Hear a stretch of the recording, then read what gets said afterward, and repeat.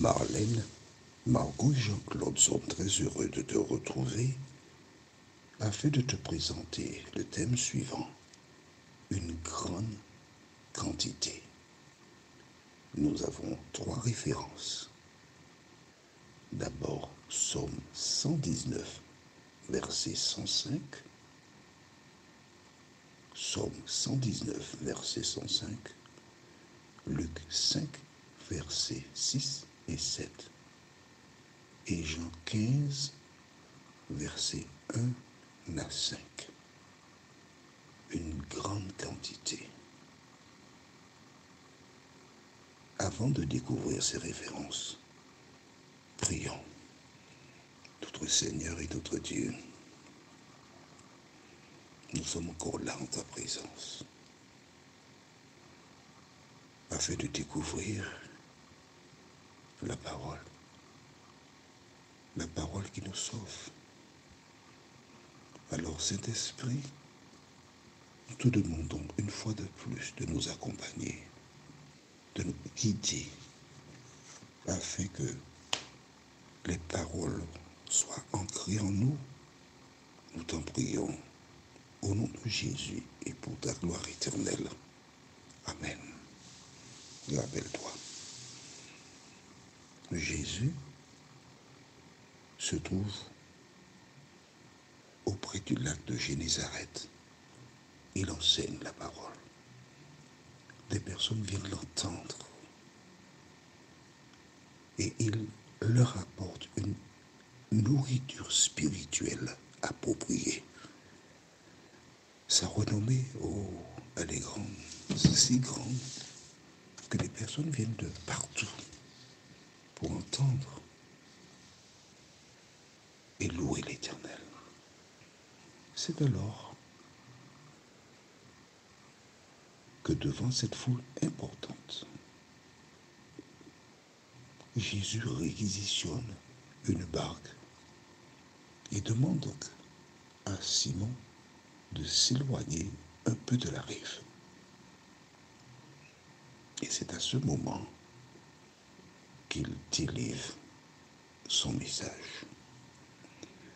Ayant terminé, il dit à Simon, alors nous lisons maintenant les versets 4 et 5.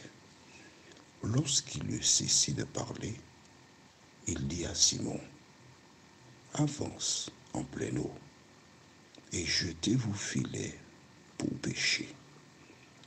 Simon lui répondit, Maître, nous avons travaillé toute la nuit sans rien prendre, mais sur ta parole, je jetterai le filet.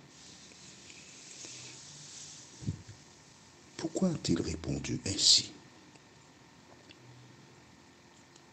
Il pouvait faire comme les serviteurs en ce qui concerne les noces de Cana, obéir sans rien dire.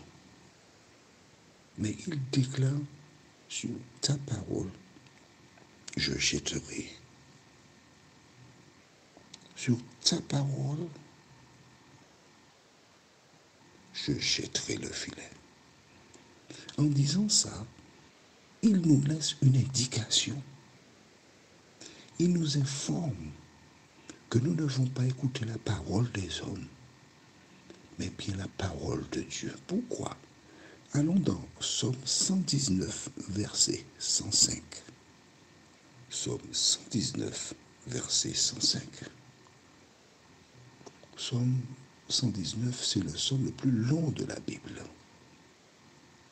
Le chapitre le plus long. Psaume 119, verset 105. Tu avais mis quelque chose à la page? Eh bien, on y va. Ta parole est une lampe à mes pieds et une lumière sur mon sentier. À la lumière de cette référence et du message que contient Psaume 119, verset 105, que dois-tu faire? Tout simplement, asseoir tes convictions, asseoir ta foi sur la parole de Dieu. Alors, que s'est-il passé? Nous retournons donc dans le livre de Luc chapitre 5. Et nous lisons les versets 6 et 7. L'ayant jeté, ils prirent une grande quantité de poissons et leurs filets se rompaient. Ils firent signe à leurs compagnons qui étaient dans l'autre barque de venir les aider. Ils vinrent et ils remplirent les deux barques au point qu'elles enfonçèrent. Amen et amen. Voyons le film. Jésus, dans sa programmation, car avant de venir sur terre, il a fait un programme. Il savait que les disciples n'auraient pas, en fait, les pêcheurs, on va dire les pêcheurs n'auraient pas pris des poissons. Il le savait. Il a commencé par donner la nourriture spirituelle aux gens. Et ensuite, il invite les disciples à jeter les filets dans la mer, d'avancer un peu en eau profonde et de jeter le filet dans la mer. Simon a le choix entre obéir à ce que dit Jésus, obéir à la parole de Jésus, ou encore, n'ayant rien péché pendant toute la nuit, dire non, nous ne ferons pas ça. Nous avons pêché toute la nuit, il n'y a pas de poisson. Non, c'est pas ça. Une prochaine fois, je te remercie, Jésus. S'ils avaient parlé ainsi, comment serait-il? Mais Jésus savait qu'au terme de sa plaidoirie, les personnes présentes, voyant qu'il y a beaucoup de poissons, alors pas des poissons qui sont empoisonnés.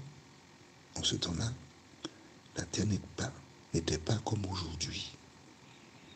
Que toutes ces personnes qui étaient là sur le bord du rivage pourraient acquérir du poisson et repartir. Et dans un laps de temps très court, ils auraient eu de quoi subvenir à leurs besoins. Mais cela serait possible si seulement ils avaient obéi. Et ils ont obéi. Ils ont pris une grande quantité de poissons. Mon ami, quand Jésus se présente à toi, il a un projet. Quand Jésus se présente à toi, il a quelque chose pour toi. Que fais-tu de la parole de Dieu? Tu peux obéir ou encore désobéir. Mais si tu obéis, tu montres à Jésus que c'est lui qui a autorité sur toi et que tu es un enfant de Dieu. Allons au livre de Jean chapitre 15. Jean chapitre 15. Et tu comprendras mieux. Tu comprendras mieux. Jean chapitre 15. Et nous lisons les versets 1 à 5. Jean 15, les versets 1 à 5. C'est bon? Lisons. Je suis le cep et mon Père est le vigneron. Tout sarment qui est en moi et qui ne porte pas de fruit, il le retranche. Et tout sarment qui porte du fruit, il l'émonde, afin qu'il porte encore plus de fruits. Déjà, vous êtes purs à cause de la parole que je vous ai annoncé. Demeurez en moi et je demeurerai en vous. Comme le sarment ne peut de lui-même porter du fruit s'il ne demeure attaché au sceptre, ainsi vous ne le pouvez non plus si vous ne demeurez en moi. Et le verset le plus important, celui que j'aime beaucoup, c'est le verset 5. Que dit Jésus? Je suis le sceptre, vous êtes les sarments. Celui qui demeure en moi et en qui je demeure porte beaucoup de fruits, car sans moi, vous ne pouvez rien faire.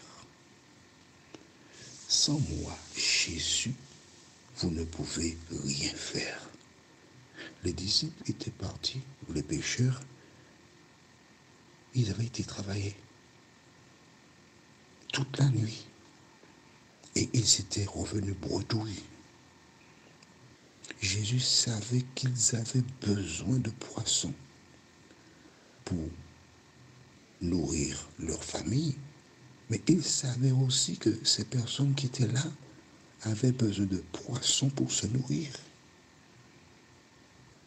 En fait, Jésus a fait de la promotion en gardant le public de telle sorte que les disciples soient en mesure d'avoir leur pain de chaque jour.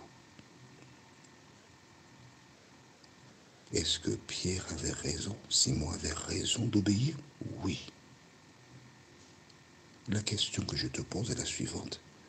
As-tu raison de désobéir à la parole de Dieu?